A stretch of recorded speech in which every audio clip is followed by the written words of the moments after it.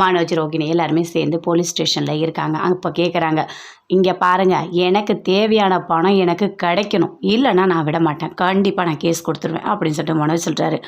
இங்கே பாருங்கள் மேடம், கண்டிப்பாக நீங்கள் இப்பயே இதை செட்டில் பண்ணால் தான் உண்டு, இல்லைனா ஒன்றுமே பண்ண முடியாது அப்படின்னு சொல்லிட்டு ஜீவாவோட லாயர் சொல்கிறாரு.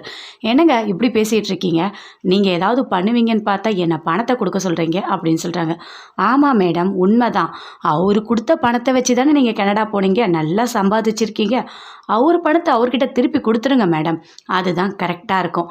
இல்லைன்னா உங்களால் மறுபடியும் போய் ஒர்க் பண்ண முடியாது அப்படின்னு சொல்லிட்டு லாயர் சொல்கிறாரு. சரி, நான் பணம் தரேன் அப்படின்னு ஜீவா சொல்கிறாங்க. இங்கே பாரு, நல்லா தெரிஞ்சுக்கோ, என்கிட்ட இருந்து நீ எவ்வளோ பணம் எடுத்த, எல்லாம் சேர்த்து எனக்கு 30 லட்ச ரூபா வேணும் அப்படின்னு சொல்லிட்டு மனோஜ் சொல்கிறாரு. அவ்வளோ பணம்லாம் என்கிட்ட இல்லை அப்படின்னு சொல்லிட்டு ஜீவா சொல்கிறாங்க. நீ கொடுத்தா 30 லட்ச ரூபா கொடு, இல்லைன்னு வச்சுக்க கண்டிப்பாக நான் கேஸ் கொடுத்துருவேன் அப்படின்னு மனோஜ் சொல்கிறாரு. சரி, நான் பணத்தை ட்ரான்ஸ்ஃபர் பண்ணுறேன் அப்படின்னு சொல்கிறாங்க. ரொம்ப சந்தோஷப்படுறாங்க. பணம் வந்துடுச்சு அப்படின்னு சொல்லிட்டு மனோஜ் ரோகிணி கிட்ட சொல்கிறாங்க. சூப்பர் அப்பா, இப்போ தான் எனக்கு ரொம்ப சந்தோஷமாக இருக்குது அப்படின்னு சொல்லிட்டு மனோஜ் பயங்கரமாக சந்தோஷப்படுறாரு. அங்கேருந்து வெளியே வராங்க. சரி, கேஸ் முடிஞ்சிடுச்சு, நீங்கள் வந்து சாட்சிக்கு எழுத்து போடுங்க அப்படின்னு சொல்கிறாங்க. எங்கள் லாயர் தான் இருக்கார் அப்படின்னு ஜீவா சொல்கிறாங்க. லாயர்லாம் சாட்சிக்கு எழுத்து போடக்கூடாது அப்படின்னு போலீஸ் சொல்கிறாங்க. அப்படியே வெளியே வராங்க. பார்த்தா முத்து, மீனா 2 பேருமே நின்றுட்டுருக்காங்க.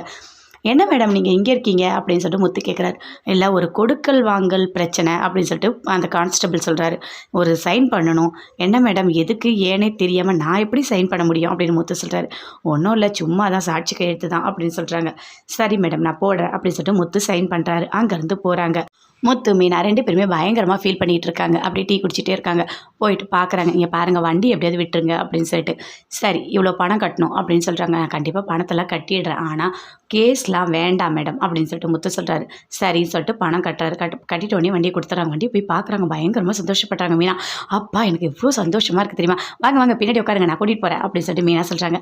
என்ன மீனா பேசிகிட்டு இருக்கேன், நான் கார் எடுத்துகிட்டு வந்திருக்கேன், நான் போகிறேன், நீ வீட்டுக்கு போ அப்படின்னு சொல்கிறாரு. சரிங்க சரிங்க, நான் போகிறேன், எனக்கு வண்டி கிடச்சது எனக்கு ரொம்ப சந்தோஷம் அப்படி சொல்லிட்டு மீனா அங்கேருந்து போகிறாங்க. மனோஜ், ரோகிணி 2 பேருமே சேர்ந்து பேசுகிறாங்க. இங்கே பாருங்கள், இவ்வளோ பணம் கிடச்சிருக்கு, அதுவும் 30 லட்ச ரூபா அப்படின்னு ரோகிணி சொல்கிறாங்க. ஆமாம் ரோகிணி, ஆமாம் ஆமாம், வட்டியோடு சேர்த்து 30 லட்ச ரூபா கிடச்சிருக்கு, இதை வச்சு நான் கனடா போயிடுறேன் அப்படின்னு சொல்கிறாரு. சரி வா, நம்ம போயிட்டு அந்த ஆஃபீஸை பார்க்கலாம் அப்படின்னு சொல்லிட்டு அங்கேருந்து போயிட்டு பார்க்குறாங்க.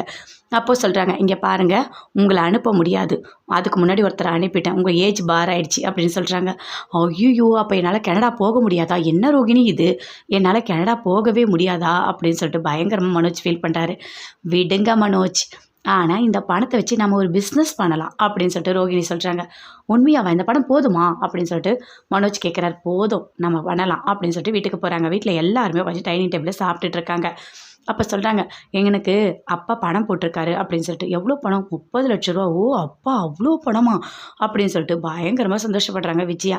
அதை கேட்டோடனே முத்து சொல்கிறாரு, அது என்ன, உங்கள் அப்பா பணம் போடுறதா இருந்தால் உன்னோட அக்கௌண்ட்டுக்கு தானே போகணும், அது என்ன மனோஜோட அக்கௌண்ட்டுக்கு போட்டிருக்காரு அப்படின்னு சொல்லிட்டு முத்து கேட்குறாரு.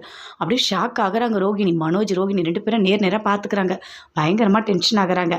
ஏன் இப்படி டென்ஷன் ஆகுறீங்க, என்ன கேட்டேனா, பணத்தை உங்கள் அக்கௌண்ட்டுக்கு போடலையான்னு தானே கேட்டேன். டேய், உனக்கு வேறு வேலையே இல்லையாடா, எப்போ பார்த்தாலும் ஏதாவது ஒன்று சொல்லிகிட்டே இருக்க, பணம் கிடச்சதில்ல அது போதும் அப்படின்னு சொல்லிட்டு விஜயா பயங்கரமாக கோவப்படுறாங்க. முத்து அப்படி பார்க்குறாரு.